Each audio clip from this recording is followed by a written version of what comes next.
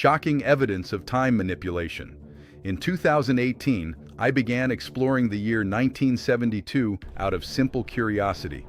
At first, it was just a personal hobby. After all, every year in history has its moments, right? But soon, I realized that 1972 was anything but ordinary. I discovered a striking number of world-changing events that clustered in that one year, too many to be mere chance. As my list grew from 12 events to 21, then 72, and finally 172, I was stunned. I searched on Google, hoping others might have noticed the same pattern, and indeed, I found a few lists. However, those lists rarely surpassed 21 events and never combined in a meaningful way. Then, my jaw dropped. I discovered that the CEO of Google was also born in 1972. By that point, the surprises kept building. Over the years, people would say, "Did you know this happened in 1972?" And every time, I investigated to see if it belonged on my list. The result is not just a random collection of facts, it's a list of events that fundamentally shifted history. Bill Gates' first company was in 1972. Tower 1 of the Twin Towers was completed that year. The undefeated 1972 Miami Dolphins made history. Charles Manson's was given a life sentence, and the first black woman ran for president. The list goes on, and it's all anchored in events that began, ended, or changed everything in 1972. Women's rights surged forward. Title IX was passed.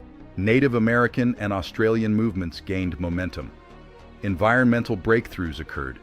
Clean water laws, end of biological warfare, nuclear treaties, and the end of DDT. Even the first mobile AI robot, Shaky, retired that year, long before AI was mainstream. Some born in 1972 shaped history, like Israel's Prime Minister Naftali Bennett, who succeeded Benjamin Netanyahu. And although I couldn't add Luis Elizondo, since his birth date is private, he too is a hidden key to our present. Of course, many famous people born or lost in 1972 didn't make the list. Only those who made a lasting impact. People like Harry S. Truman, who passed that year, a president who created NATO. As you read these 172 events, I urge you to fact-check them. I'll provide sources, but I encourage you to explore further. When you see how these events fit together, ask yourself, how did one year produce so many turning points? Why has it been so overlooked? At the end, I'll share my thoughts on why this year could reshape how you see history and time itself. After all, 1972 was the longest and perhaps the most forgotten year in history. Helpful guide how to read this book. This book is designed for you to read in your own way. If you just want the key points of each event, you can focus on the first paragraph, which explains why it made the list. If you want more detail, each event follows a three-part structure. First, what happened. Second, the background that led up to it. And third, the aftermath after 1972. Think of it like a story with 3 acts. I also add extra sections for those who want to dive deeper, sometimes even adding controversial debates which shaped history after 1972. You can skip these parts or read them if you like. I know there are many presidents in this book, and all of them come with some controversy. If something about a president upsets you, please remember, I don't vote, and I don't engage in politics. By the end of the book, it will make more sense why I say that. I also don't take religious, gender, class, nationalist, racial, or political stances. Think of me as a neutral observer, like someone from another world who's just studied Earth for years. I don't want you to focus on me, just keep your eyes on the 1972 phenomenon. Fun ways to enjoy this book with entrainment.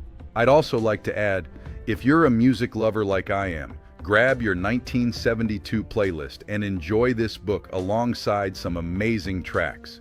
At the end of the list, I've included songs from 1972 that tie into these events, right alongside movies and books that relate to the topics. For example, Elton John's Rocket Man came out in 1972 just as Wernher von Braun, nicknamed Rocket Man, left NASA for good. Another great song is Time in a Bottle by Jim Croce, which he wrote in 1972. The same year, Alcor, a leader in cryogenics, started preserving humans in cylinders. You can also listen to albums from that year, like the Eagles or Pink Floyd's Dark Side of the Moon. Although that album was officially released in 1973, many of those hits were first performed during their 1972 tour. I've seen that iconic Dark Side of the Moon shirt all over the world, even in Asia. I especially love listening to Money while researching 1972, the year the Dow first hit 1,000 points, or when fiat currency was introduced. That song debuted on January 20th, 1972, at the Brighton Dome in England. And there are songs in this list that came out later, but are about 1972, like U2's Bloody Sunday. It's especially interesting because the U2 spy plane was replaced by the Corona satellite that retired that same year. And Bloody Sunday is also about Ireland in 1972. Finally, entertainment plays a big part too. There were movies from 1972 and others made later about that year. For example, Alive tells the story of the 1972 football team who survived a plane crash, ate the dead, and were stranded for 72 days. I also mentioned TV shows tied to 1972, like HBO's The Plumbers, about the Watergate scandal, and it's wild that HBO itself was created in 1972 as the first subscription channel. My hope is that as you read this book, you'll be inspired to explore this historic year further, through every form of entertainment you can. Entertainment is a powerful way to dive into the longest year in history. Thanks to you, this book was possible. I want to express my deep gratitude to everyone over the years who has listened to my concerns about the sheer number of events in 1972 and taken them as seriously as I have. Thank you for your support and for often adding to this list with, "Did you know this happened in 1972?" Without you, this collection would be much smaller or have taken me much longer to complete. As you know, I'm still discovering world-changing events from that year. I also want to thank those who didn't brush me off, but simply listened as I rambled about 1972. You can't imagine the amount of scrutiny I've faced. I never intended to write a book. It was never something I set out to do. But so many of you told me you should write a book. And now, here it is. I hope you feel the care and time I put into it. There were countless times I considered giving up, but every time someone asked, "How's the book coming?" that interest was the spark that kept me going. I also want you to know that a small portion of the book's proceeds will go to a fund for people who need wheelchairs. As I have a special place in my heart for the disabled, this is my way of giving back. Finally, I want to thank all of humanity, as strange as that may sound. I truly love this world and all of you.